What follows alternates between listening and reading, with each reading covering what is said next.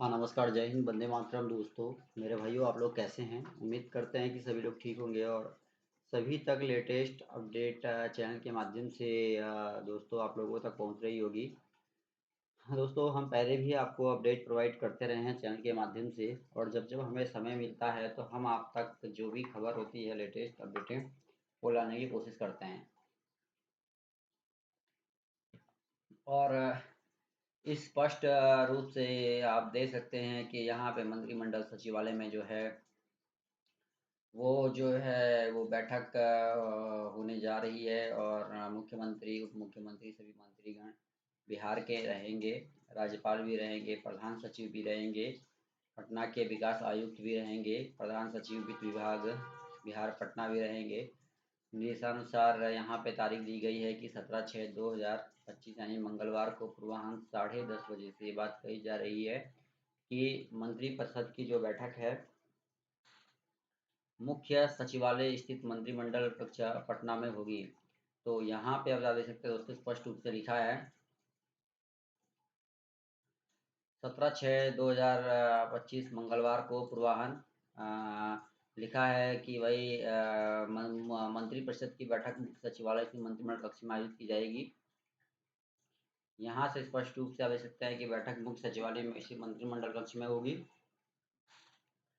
और यहाँ एक बात याद रखना दोस्तों, यहाँ पे कि भाई पूरी अपडेट दे दी गई है। मंत्रिपरिषद यहाँ पे सब कुछ तमाम बातें लिखी गई है। पुलिस उपाधीक्षक होंगे और सचिवालय के मुख्य सचिव होंगे, मुख्यमंत्री के प्रधान सचिव होंगे, सचिव बिहार पटना के होंगे, कनीय विद्युत अभियंता होंगे, विद्युत कार्य प्रशाखा होंगे। ये तमाम लोग होंगे। इसका इंतजार हमें लंबे अरसे से था कि भाई कैबिनेट की बैठक हो, क्योंकि दो मुद्दे बहुत गंभीर हो चुके हैं बिहार में। एक है नियोजित शिक्षकों का जो सैलरी का मुद्दा है, कि पटना हाई कोर्ट के एक अच्छे आदेश के बाद भी कहीं ना कहीं अब कुछ आगे हो नहीं पा रही है प्रक्रिया जो है वो रुकी हुई है। तो उम्मीद हम यही लगा रहे हैं कि भाई जो कैबिनेट की बैठक हो उससे कुछ सकारात्मक देखने को मिले। तो स्पष्ट रूप से एक बात क्लियर हो चुकी है, सरकार के अपर सचिव तमाम लोग जो है वो मौजूद रहेंगे और सफलतापूर्वक जो है ये बैठक संपन्न होनी चाहिए। मेन दो मुद्दों पर मुहर लगनी चाहिए: नियोजित शिक्षकों की मांग, सैलरी, सेवा निरंतरता पर ये बात कह दी गई थी, और आज कहीं ना कहीं वेतन का पैकेज भी जो है वो दे दिया गया है। तो जो नियोजित शिक्षक थे वो लंबे अरसे से विद्यालयों में कार्यरत हैं और विद्यालयों में अपनी सेवा दे रहे हैं। उन सभी की ये मांग मांग रही कि जो जो भी नियोजित शिक्षक हैं, जो मैं आपको बता दूं कि जो भी नियोजित शिक्षक हैं उनका जो सैलरी पैकेज है वो कहीं ना कहीं यहाँ पे जो है वो बढ़ाया जाए। साथ ही साथ दूसरा मुद्दा गंभीर है जो न्यूज 18 बिहार झारखंड पे काफ़ी प्रमुखता से जो है उठाया गया था, और मुद्दा क्या गंभीर है वो मैं आपको बता दूं। मुद्दा ये है कि भाई सप्लीमेंट्री रिजल्ट जो है वो जारी होना चाहिए शिक्षकों का। वो मांग कर रहे हैं, लंबे अरसे से धरना प्रदर्शन और आंदोलन चल रहा है कि TRE 3 का जो रिजल्ट है वो जारी किया जाए। और अगर किसी प्रकार से TRE 3 के रिजल्ट को जारी करने में किसी प्रकार की कोई अनुशंसा, कोई समस्या होती है तो तेज गति से जो है वो कार्रवाई जो है वो की जाएगी। जिसअनुसार ये तमाम बातें क्लियर कर दी गई हैं और तमाम बातें यहाँ पे दे दी गई हैं, और तारीख यहाँ पर जो पड़ी है आप देख सकते हैं 10 जून 2025 की तारीख यहाँ पे पड़ी है। सूत्रों के हवाले से बड़ी खबर की अनुकंपा नियुक्ति नियमावली पर लग सकती है मुहर, कैबिनेट की बैठक में प्रस्ताव पर स्वीकृति की पूरी है संभावना।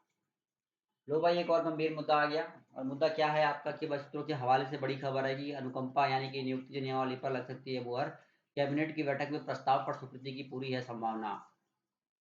देख सकते हैं यहाँ पे दोनों पदों के लिए अलग अलग नियमावली होगी तैयार, स्वीकृति मिलने के तुरंत बाद शुरू हो जाएगी बहाली की प्रक्रिया। तो भाई बहाली की प्रक्रिया तो आपको शुरू करना ही है। कैबिनेट की बैठक जो है बहुत ही मतलब कह सकते हैं कि भाई ये उम्मीद और आशा जो है वो लगाई जा रही है कि भाई आज कैबिनेट की बैठक से कुछ बेहतरीन मिलने को मिले हमें। बेहतरीन की मांग है, क्योंकि नियोजित शिक्षक जो है वो विद्यालयों में तो लंबे अरसे से कार्यरत हैं, लेकिन कहीं ना कहीं नियोजित शिक्षक जो हैं हम आपको बता दें कि भाई एक समस्या को लेकर जी रहे हैं। लंबे अरसे से विद्यालयों में कार्यरत हैं, और लंबे अरसे विद्यालयों में कार्यरत रहने के कारण कहीं ना कहीं हम कह सकते हैं कि भाई नियोजित शिक्षक जो हैं वो उनका मुद्दा गंभीर हो चुका है। गंभीर इसलिए भी ये मुद्दा हुआ है कि नियोजित शिक्षकों को समय पर जो है अच्छा सैलरी पैकेज जो है वो नहीं दिया जा रहा है। तो कहीं न कहीं स्पष्ट रूप से तमाम बातें जो है वहाँ पे क्लियर कर दी गई है, और स्पष्ट रूप से कैबिनेट की बैठक कुछ सकारात्मक देखने को मिले। माँग है बीपीएससी टीआरई 1 और टीआरई 2 के 253 शिक्षकों ने सेवा से दिया त्याग पत्र। अरे भाई, त्याग पत्र देने की क्यों आवश्यकता पड़ी? आप फर्जी तरीके से सिस्टम में घुस जाते हो और बाद में आप पे कार्रवाई की जाती है, तो फिर आपकी सेवा जो है वो निरस्त कर दी जाती है। बीपीएससी टीआरई 3 के लिखा है कि 1000 से अधिक शिक्षकों की टेक्निकल ज्वाइनिंग हुई पूरी। टीआरई 1 के 204 और टीआरई 2 के 49 शिक्षकों ने छोड़ी नौकरी, ये बात कही जा रही है। तमाम अपडेट दिया है। टीआरई 1 टीआरई 2 के तहत बहाल होकर गोपालगंज में प्रतिस्थापित कुल 253 शिक्षकों ने अब तक सेवा से त्याग पत्र दे दिया है। त्याग पत्र देने वाले शिक्षकों में से अधिकतर वे हैं जो कि टीआरई 3 परीक्षा में उच्च कक्षाओं के लिए सफल हुए हैं। इस बार उन्हें गृह जिला यहाँ पर लिखा है कि नज़दीकी विद्यालय में पदस्थापना मिलने से उन्होंने पुराने पद में त्याग पत्र दे दिया है। कुछ शिक्षक ऐसे भी हैं जो बिहार से बाहर के रहने वाले थे। और आप देख सकते हैं यहाँ पे स्पष्ट रूप से तमाम बातें क्लियर की जाती है कि बीपीएससी टीआरई 1 टीआरई 2 के 253 शिक्षकों ने सेवा से दिया है त्याग पत्र। अब एक क्लिक में शिक्षक जानेंगे वेतन भत्ता निर्धारण, वेतन का भुगतान का अपडेट।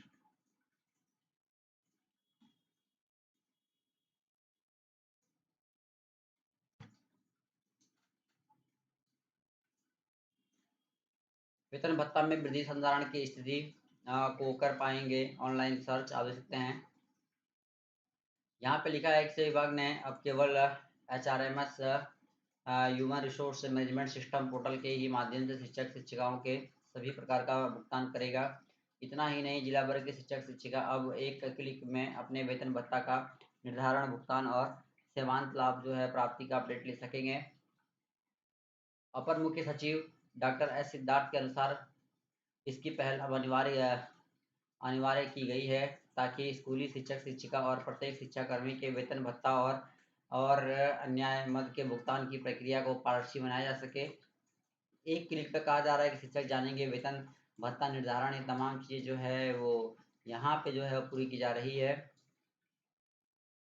बस एक क्लिक होगा, शिक्षक जानेंगे वेतन भत्ता निर्धारण का और भुगतान का अपडेट। यहाँ पे पूरी बात कही जा रही है कि क्लिक में शिक्षक जानेंगे वेतन भत्ता निर्धारण और वेतन भुगतान को लेकर शिक्षकों को अपडेट भी नहीं मिल पाती है, तो ये भी अच्छी खबर है कि भाई उन्हें अपडेट भी जो है तुरंत गति से मिल जाएगी।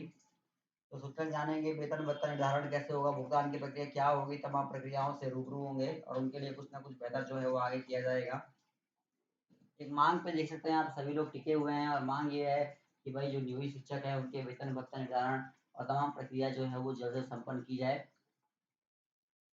लंबे अरसे से मांग रही है नियोजित शिक्षकों की कि उनका वेतन जो है निर्धारण किया जाए। और साथ ही साथ एक बात और बता दूं कि वेतन संरक्षण पर भी ये बात कही गई थी कि 2.5 लाख भी शिक्षकों को मिलेगा सेवानिवृत्ता का लाभ और विसंगति का निराकरण होने पर बढ़ेगा वेतन का पैसा। तो वेतन के पैसे को बढ़ोतरी के लिए अपडेट तो आ रही है, लेकिन वेतन का पैसा जो है बढ़ नहीं पा रहा है, ये बड़ी दिक्कत की समस्या आ गई है। राज्य सरकारी स्कूलों में कार्यरत तकरीबन 2.5 लाख भी शिक्षकों के सेवानिवृत्ता का लाभ जो मिलेगा उससे उनके वेतन में विसंगति दूर होगी। सेवानिवृत्ता का लाभ मिलने से वेतन में विसंगति दूर होने से वे शिक्षकों के वेतन की राशि बढ़ जाएगी। और यहाँ पे आप देख सकते हैं एक बड़ी अपडेट आ गई है, आपत्तियों की समीक्षा होगी। आपत्तियाँ सही पाए जाने पर संबंधित शिक्षकों के वेतन का पुनर्निर्धारण होगा, साथ ही उन्हें वेतन मद की बकाया राशि का भी भुगतान किया जाएगा।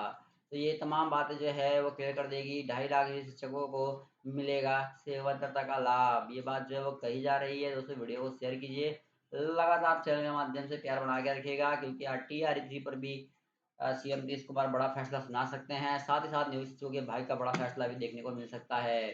तो कहीं ना कहीं आप देख सकते हैं दोस्तों कि स्पष्ट रूप से तमाम बातें यहाँ पे क्लियर की गई। सेवानिवृत्ता के बाद अर्जित अवकाश, चिकित्सा अवकाश आदि का लाभ भी मिलेगा, ग्रेच्युटी भी मिलने का रास्ता होगा साफ। सदन शिक्षा मंत्री के लिए एक बयान प्रक्रिया होगी तेज। और वीडियो को शेयर कीजिए, प्यार बना के रखिए वीडियो में। धन्यवाद, जय हिंद।